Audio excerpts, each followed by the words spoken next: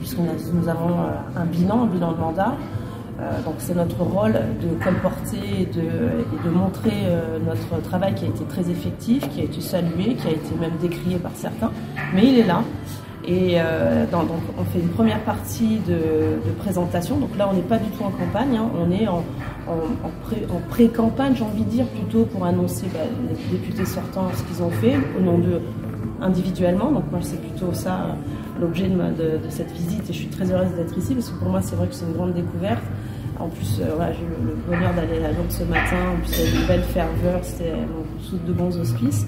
Mon travail, le travail du groupe, et puis nos perspectives pour l'année qui va arriver, donc annoncer les thématiques, annoncer un petit peu les futurs meetings, puisque le but, comme vous le savez, c'est que nous on est proche des gens, on n'est pas qu'à Bruxelles et à Strasbourg, c'est pour ça que je dis, moi je viens de Strasbourg. C'est pour nous travailler dans les bureaux, être dans l'hémicycle. Déjà, on fait acte de présence et d'activité. La liste n'est pas arrêtée encore. Pas encore, je crois. Est-ce qu'Olivier Monteil en fera partie? Ah on espère tous. Enfin, moi aussi, on espère tous avoir de très bons cadres, parce que c'est aussi ça, puisque nous sommes une vitrine. On l'a vu avec nos députés à l'Assemblée nationale. Pour l'instant, on est sûr d'une chose. On a notre tête de liste, Jordan Bardella. Ouais. Et ça, pour nous, c'est une vraie locomotive, et c'est vraiment très positif parce que son bilan est aussi très bon.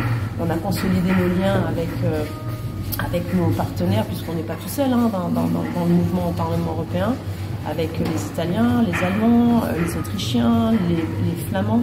Donc là, on a consolidé nos bases. Notre objectif, c'est aussi de renforcer ces bases. Et je vous dis, la semaine dernière, nous étions en Marine plutôt, qui va aussi enrôler cette future campagne. Était avec Viktor Orban, qui est un très bon partenaire et qui aujourd'hui, grâce à cette vision lui aussi de la commission qui est devenue un peu trop autoritariste, c'est aussi un mandat, le bilan, et donc je vais présenter le mien, mais aussi celle de la commission. Qu'est-ce qu'elle a fait la commission pendant ces 5 ans? Marion Maréchal, quand même, est un obstacle, entre guillemets. Non, regardez, c'est ce qu'on croyait pendant la présidentielle. On pensait que c'était un obstacle. Zemmour, parce que c'est la même fibre, on pensait que c'est un obstacle, ça n'a pas du tout un obstacle. Je vous dis, moi, le curseur qui révèle un petit peu que ce n'est pas un obstacle, c'est peut-être c'est dommage, parce que certaines personnes vont croire qu'il va y avoir, qu'il y a de l'espoir, mais en fait, pour moi, c'est des voix perdues, et on l'a vu avec les législatives. Enfin, le bilan de ce parti, aujourd'hui, c'est 0. Et aujourd'hui, chaque voix compte. C'est ce que je vais expliquer. Chaque voix compte. C'est pour ça qu'on va lutter contre l'abstention, et on va lutter contre ceux qui pensent que donner une chance à un parti qui n'existe pas aujourd'hui au sein du Parlement européen et qui demain n'existera pas parce qu'ils n'ont pas de parti, ils sont rattachés à aucun parti. Et être un groupe minoritaire au Parlement et qui n'a pas d'existence, c'est une perte de voix, et c'est une perte de temps. On n'a plus le temps.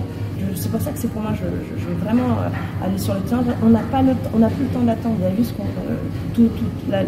la locomotive de Macron qui est en route, et qui est une locomotive, en plus, moi c'est même plutôt un bulldozer, on coupe tout, on rase tout, ou en plus nous on l'a vu, moi je l'ai vu dans les commissions, il y a une espèce de cordon sanitaire, on ne veut pas nous faire travailler, alors que quand même on représente un électorat qui a envie de se faire entendre pour certaines raisons. Par exemple, moi je défends le localisme dans les dossiers, c'est-à-dire que faire venir par des traités internationaux de l'agneau de la Nouvelle-Zélande, c'est un non-sens. Je vois qu'ici, il y en a partout des éleveurs. Il faut privilégier le localisme. Ils veulent nous enlever nos voitures à moteur thermique. Ok, je veux bien. Pour de l'électrique. On fait quoi de tous ces voitures à moteur thermique pendant 10 ans? Ça veut dire que moi j'ai le sentiment, et c'est ce que je disais à Olivier hier, de manière très, excusez-moi, proche, ils se lèvent le matin, et dans les réunions ils disent comment on va faire pour emmerder les Français. C'est vraiment, tous les matins on se dit, mais c'est pas possible, où ils vont nous chercher toutes ces règles. Et moi je le vois au quotidien au niveau de la Commission européenne, et ce que je vois en plus, c'est qu'il y a cette volonté de lutter contre la démocratie. Je vous le dis, cordon sanitaire, ça veut dire qu'ils veulent nous empêcher de travailler, alors qu'on est élus, et qu'on représente des gens qui n'ont pas peut-être les mêmes idées, mais on est en démocratie. Ils ne veulent pas tenir compte de nos amendements, alors qu'en politique, toi aussi tu le vois au Conseil régional, il n'y a pas que, enfin, on a nos lignes politiques, mais après il y a du bon sens. Par exemple, des amendements qu'on a défendus. Moi j'ai défendu un amendement pour le Covid, on rappelle la liberté de prescrire aux médecins. moi j'ai considéré qu'on avait ôté durant le pass sanitaire, la crise Covid. Enfin, c'est quand même la liberté de prescrire. Il n'y a rien, enfin, c'est du bon sens. Même cet amendement, il n'est pas passé auprès de nos adversaires. Donc, la politique politicienne, je pense que les Français aujourd'hui n'en veulent plus. Ils veulent au contraire que quand tu as des bonnes idées, eh ben, on les récupère, parce que ce qui compte, c'est l'intérêt commun, le bien commun au final.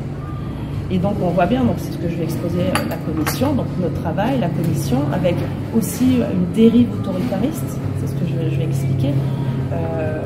L'Union européenne, normalement, c'est une harmonie, des accords, c'est l'intérêt commun pas que pour le pays, mais pour l'Union européenne. Et on voit bien avec, d'un coup, la commission, elle sanctionne un État souverain. La Hongrie, la Pologne, on n'a jamais vu ça. C'est pas ça l'Union européenne. C'est, si M. Orban veut, par exemple, c'est le sujet, il veut pas de mur, il l'a dit, il veut pas.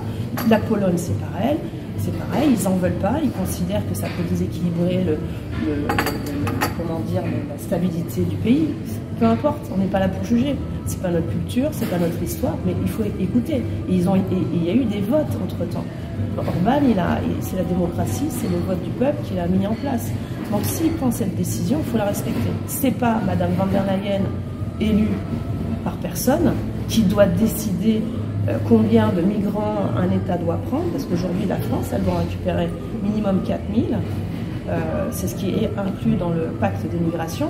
Et pour rappel, ce pacte des migrations, il est en cours de négociation depuis 2020. On est en 2023. Ils espèrent qu'il soit signé avant la fin des élections, avant le début de la nouvelle mandature. Et c'est bloqué. Et aujourd'hui, M. Orban a bloqué.